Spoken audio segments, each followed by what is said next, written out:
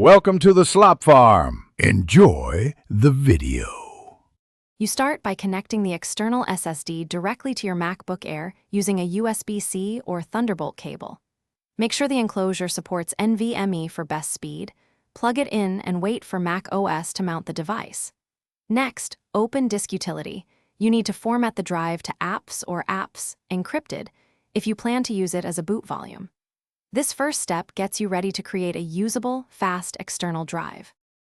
Once the drive appears in Disk Utility, select it and erase using apps with a GUID partition map so macOS recognizes it as a bootable volume.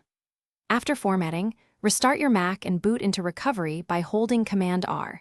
If that fails, use Internet Recovery.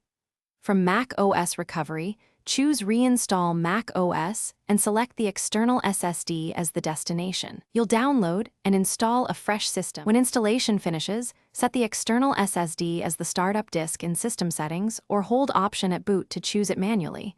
You should see the new macOS volume. Make sure apps and permissions are configured, then test speeds and stability.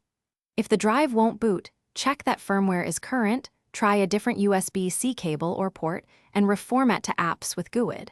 If problems persist, reinstall macOS to the external drive. That fixes most issues.